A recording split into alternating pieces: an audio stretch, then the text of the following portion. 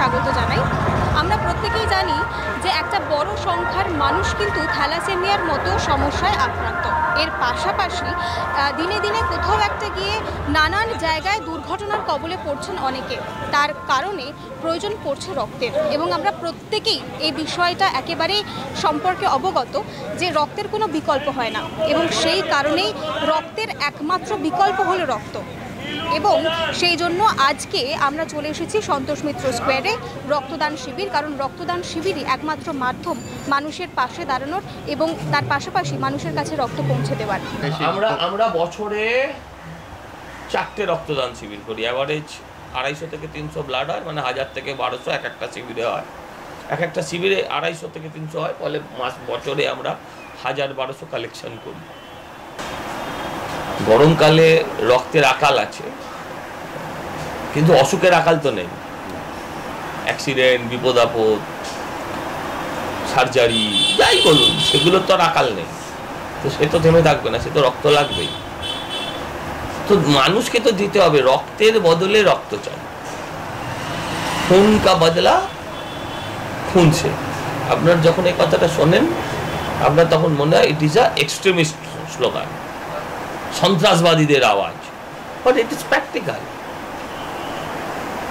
যে রক্তের আজও কোনো বিকল্প নেই। রক্তের বদলে রক্তই চাই। আপনি চাঁদের মাটিতে পা দিয়েছেন, হ্যাঁ, মঙ্গলে গিয়ে আমরা ঘুরে আসছি, সবই ঠিক আছে, কিন্তু রক্তের এখনো there is no other substitute. রক্তের বদলে রক্ত। এই রক্তদান শিবিরটা এবারে যেটা করছি সেটা উৎসর্গ করছি আমরা আমাদের যে বীর জওয়ানরা বর্ডারে লড়ছেন বীরত্বের সাথে, তাদের উদ্দেশ্যে। যে 26 জন প্রথম দিন মারা গিয়েছেন এবং পরবর্তীকালে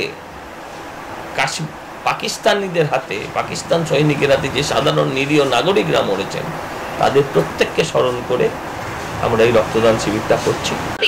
কাশ্মীরের মতো ভূস্বর্গে পর্যটকরা পৌঁছেছিলেন এবং একটি অত্যন্ত দুঃখজনক ঘটনায় তারা জঙ্গিদের হামলার শিকার হন, ফলে নিহত হয় প্রায় 26 জন জনসাধারণ, এবং তাদেরকে স্মরণ করে এই রক্তদান শিবির। এবং আমার পিছনে আপনারা দেখতেই পাচ্ছেন, তাদেরকে স্মরণ করেই কিন্তু এই বেদি, শহীদ বেদি, এবং এখানকার যে পরিবেশ, এই পরিবেশের কিন্তু থিম এটাই।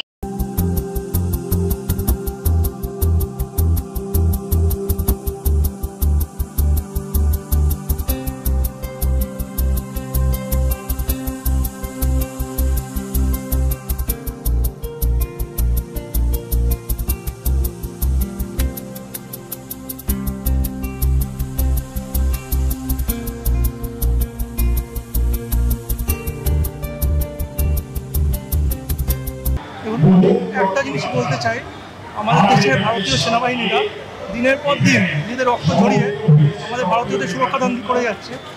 তো আমরা তো সবাই সম্ভব নয় যে আমরা বর্ডারে গিয়ে যুদ্ধ করতে পারবো, কিন্তু আমরা ছোট্ট ছোট্ট জিনিসের মাধ্যমে আমরা তাদেরকে শ্রদ্ধা জ্ঞাপন করতে পারি।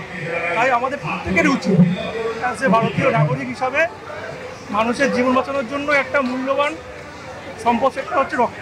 আর সেটা দিনের দিন আমরা দেখতে পাচ্ছি অনেক ব্লাড ব্যাঙ্কে সেটা পাওয়া যাচ্ছে, অভাব দেখা যাচ্ছে।